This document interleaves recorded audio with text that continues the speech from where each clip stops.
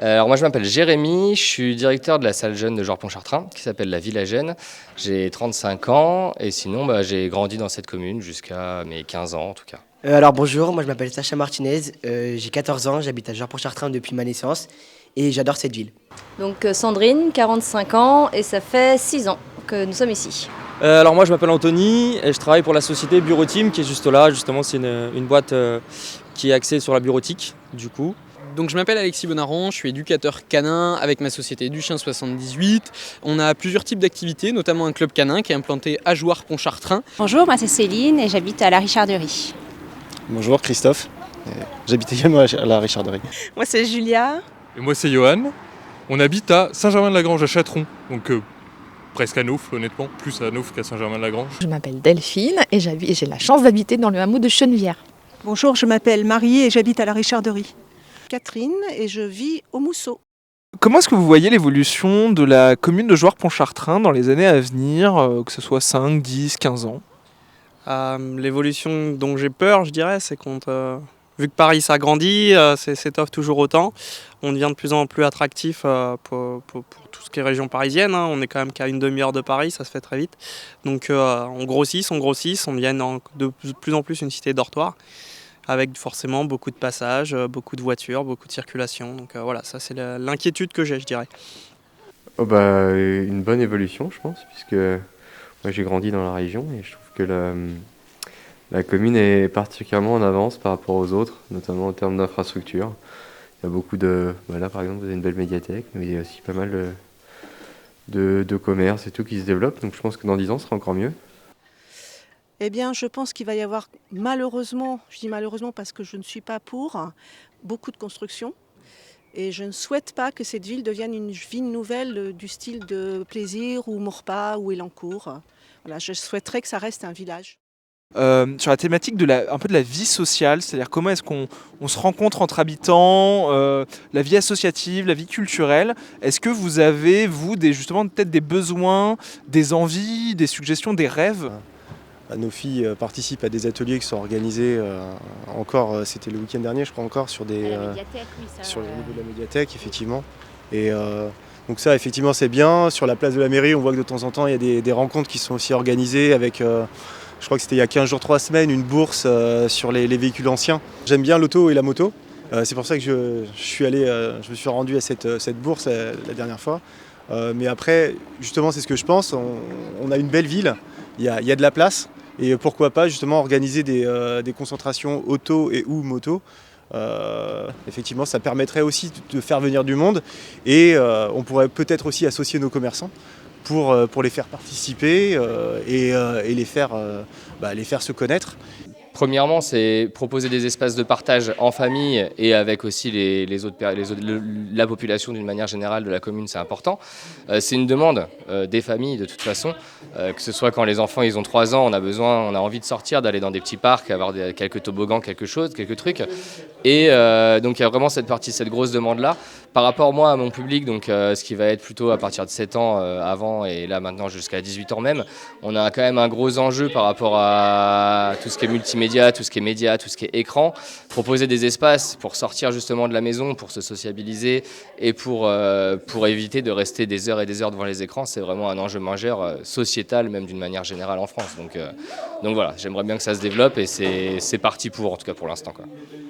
Nous, on est tous inscrits dans la famille, on est donc 2 parents et 2 enfants, on est tous inscrits à des clubs de sport, donc on connaît bien. Je trouve que le foyer rural, il est très dynamique.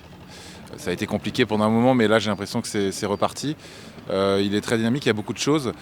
J'ai ma belle-mère qui est pas loin, qui est plus âgée et qui, elle, participe aussi, qui joue aux cartes, des choses comme ça. Donc, je trouve que honnêtement, l'offre, elle est très correcte. Peut-être culturellement, c'est vrai que peut-être qu'on pourrait avoir peut-être un peu plus de si ce n'est d'exposition, mais en tout cas de thématiques qui mettent en valeur la région, où on découvre un peu ce qui se passe, où on découvre un peu ce qu'on peut faire dans les environs, pas forcément qu'à Pontchartrain, mais dans la vallée de Chevreuse, puisque je crois qu'on est dans la vallée de Chevreuse. Mais sinon, globalement, culturellement, je trouve que ça tient la route. Donc il s'agit, en fait, on se trouve au Clos des Mousseaux. C'est le terrain qui se trouve ici, où c'est en fait le seul espace vert, c'est un terrain communal, et c'est le seul espace vert de tout le hameau. Et nous, on avait l'idée, on voudrait proposer ici qu'il y ait une aire de jeu pour des jeunes enfants, 6-12 ans, pas plus. Voilà, parce qu'il y a beaucoup d'enfants dans le hameau et qui sont obligés aujourd'hui d'aller à Pontchartrain pour s'amuser, alors qu'ici, il y a un espace qui est fantastique, quoi. Donc voilà, on a préparé des plans, ils sont là. On a des propositions à faire. On a questionné, on a interrogé tous les voisins de la rue et tout le monde est vraiment enthousiaste pour ce projet. En tout cas, ces idées. On aimerait bien un nouveau city-stade à construire car l'ancien se fait un peu vieux. Aussi peut-être un skatepark pour que ceux qui font du vélo, de la trottinette, du skate aiment ça et peuvent en participer au lieu d'aller à Neuf-le-Château. Moi j'ai déjà une idée par rapport il y a un terrain synthétique de foot. Nous on fait du foot en club, on a l'entraînement là-bas, etc. Mais ça serait super de l'avoir ouvert tout le temps. Et après pour le City, de laisser un peu les lumières allumées les soirs. Parce qu'on aime bien jouer après 19h, après les cours, tout ça. Et dès qu'il fait un peu de nuit, après là ça va, c'est l'été, mais c'était pas cool cet hiver. Je vous avoue que j'ai beaucoup de travail, donc je n'ai pas beaucoup de temps pour m'intéresser à tout ça. J'imagine qu'il n'y a pas grand-chose. Maintenant, je suis danseuse, donc j'aurais bien aimé qu'il y ait par exemple un club de danse où on peut danser la bachata, la salsa, la kizomba, pourquoi pas. Le petit marché en haut, c'est sympa, mais ça mériterait aussi d'être développé. Au final, il n'y a pas grand-chose. Et c'est assez cool, je trouve, d'aller s'y balader le week-end. Donc un marché un peu plus grand, un peu plus d'exposants, un peu plus de choses différentes. Ça pourrait être pas mal. Aussi tout ce qui est loisirs pour les jeunes, ça manque peut-être un peu de pouvoir sortir les jeunes de la ville de Jouarre-Pontchartrain pour faire, je sais pas, style un billard ou un bowling. Faut sortir un peu de la ville. Et niveau transport, c'est pas très pratique si on n'a pas de voiture. Donc voilà, je pense qu'ils peuvent axer un peu sur ça. Pas grand-chose en particulier, sauf l'idée d'avoir un cœur de ville plus dynamique. Des actions qui sont déjà faites aujourd'hui. Moi, depuis 6 ans, je vois c'est que ça a vraiment évolué.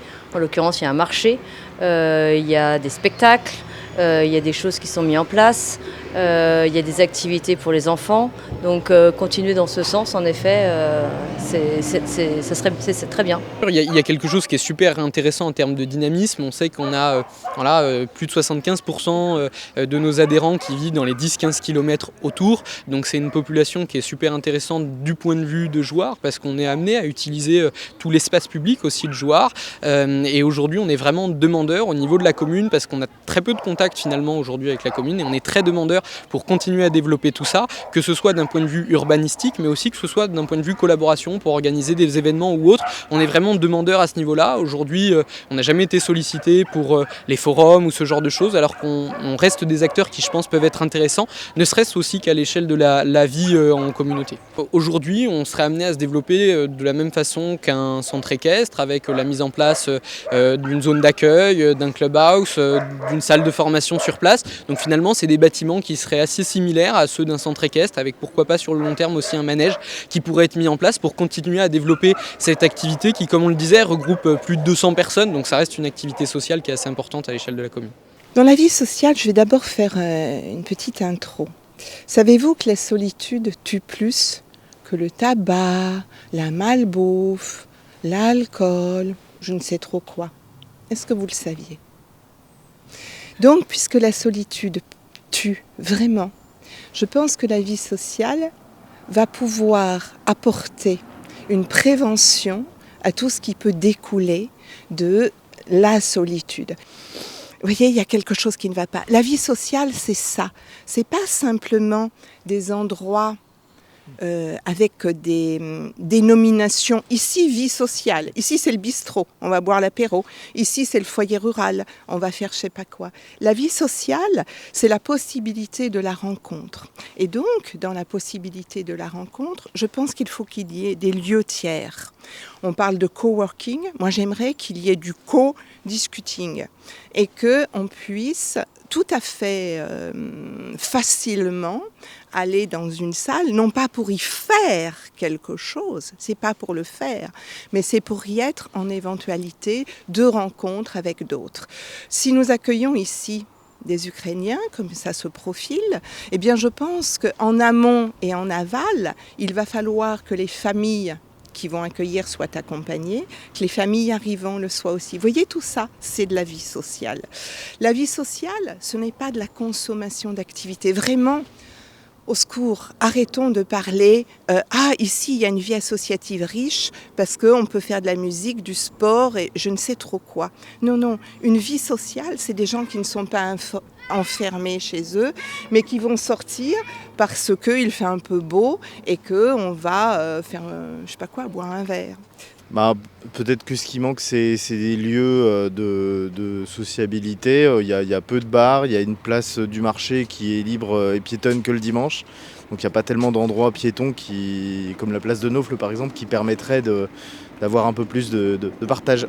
Et peut-être essayer de créer un cœur de ville. Aujourd'hui, on a la rue de Paris, qui est une très belle rue, mais tout en longueur. Et je trouve que ça manque d'un aspect vraiment cœur de ville, où il y aurait un ensemble de petits bars, où le soir on pourrait tous se retrouver entre Chartres et Pontin pour profiter tout simplement. Ça manque un peu, ça je trouve, cet esprit cœur de ville.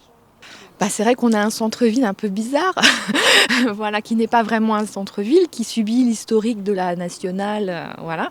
Donc même s'il y a eu des gros efforts qui ont été faits, ça reste cette grande ligne droite, avec relativement peu de commerce, qui continue d'être traversée par les voitures.